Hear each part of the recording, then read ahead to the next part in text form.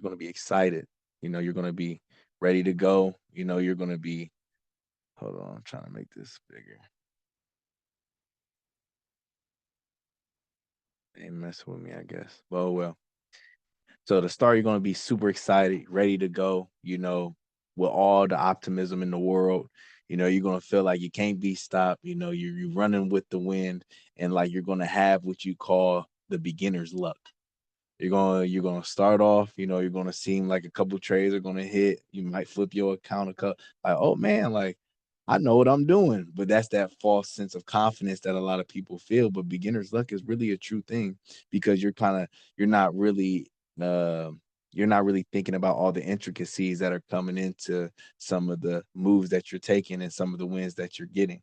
So now after you kind of go through that beginner's luck, being super excited, being optimistic, feeling that rush and that adrenaline pump, you're going to start running into your first failure, your first obstacle.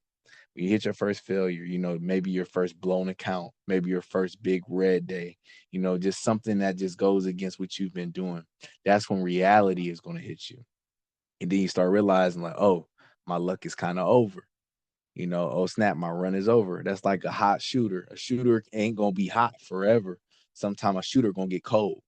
And when a shooter gets cold, reality has to hit because now I just can't shoot no more. I gotta find a way to get my game back. I gotta find a way to get my rhythm back. Same thing with you as an investor, as a trader, as somebody that's getting into business. When that first obstacle hits, when adversity hits, that's when you have to reach inside yourself and you have to start actually using your psychology. You got to start actually looking within yourself to start building some type of discipline because now you have to reflect and change something. Because if it's working, working, working, and now it's not working no more, you got to be able to find out what you're going to do to be able to change so you can start winning again.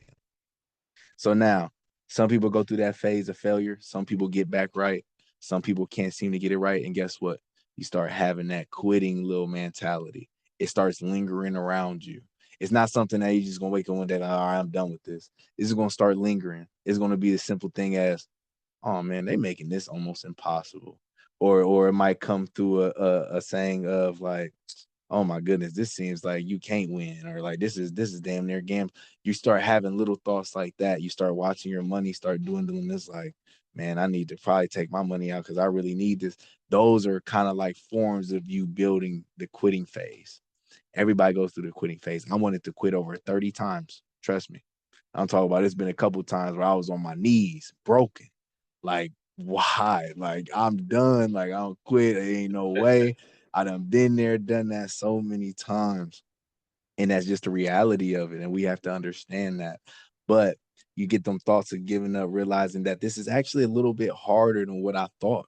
This isn't just the sunshine rainbow, this isn't the, oh, everything is falling in my lap, I'm blessed. No, you gotta actually grind for this. This is something that you gotta put time in and energy. And that's when you start having that next phase, which is the resilience phase. Your resilience phase is when you strap up your boots and you start to learn to dance in the rain. You got to realize, like, okay, I'm about to start putting my time in. I'm about to start putting my energy into this. I'm about to actually start taking it more serious. I'm about to load my account back up with my money that I just worked hard for. And I'm about to go ahead and find this out. Regardless, if there's a will, there's a way. If somebody else do it, I can do it. You're gonna hit that moment. And then when you stick in the game long enough, then you hit your very first great feeling, which is your aha moment. You find that strategy that works for you. You find that setup that you love to take that you make a lot of money with. That aha moment hits you. And then you start realizing, like, wow, I'm getting rewarded for my consistency. It feels like I kind of cracked the code. Next, once you find that out, once you get the money, once you start really attracting and manifesting everything that you wanted, you got to have the discipline to keep it. The next phase is your discipline. Once you start making money, the discipline is keeping your money, making smart decisions with your money. I messed up a whole bunch of money. I done fucked up millions and millions of dollars, like no cap. And I've always looked back on it and realized I had no discipline. I had no say so. Like I know you don't need to do that, even though you can. Even though I want to, no, you're not supposed to do that. You can't do that. So it's not about who gets it first, I say right here, but it's about who keeps it the longest. That's always been the game. It don't matter if you can make it right now. It don't matter who getting it right now. If you make it and you lose it, it don't matter if you had it. It's all about the person with the longevity. It's all about the person that's going to have it the longest. That's actually going to make a difference in this world, and the person that's going to be successful. And then last but not least, of course, what comes with being disciplined, you hit that phase where you got to be humble. Because once you go through a lot of ups and downs, you go a lot of wins, a lot of losses, a lot of goods, a lot of bads.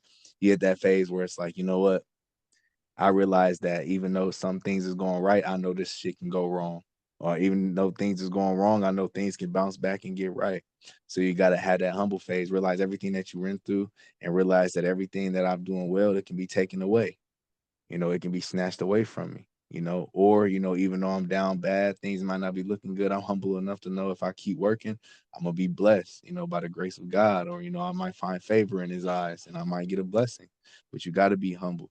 So I would say those were kind of like the phases that you go through. How many phases I got? One, two, three, four, five, six, seven. Kind of like the seven phases. So let me change this.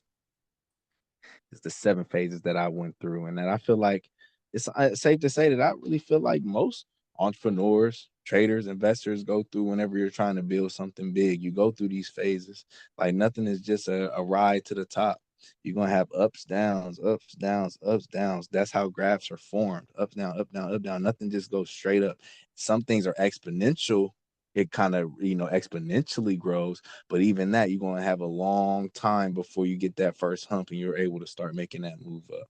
So these are just kind of like the phases that you need to be prepared for whenever you're going ahead to, take that step in your entrepreneurship journey, your trading journey, investing journey, so on and so forth. Right.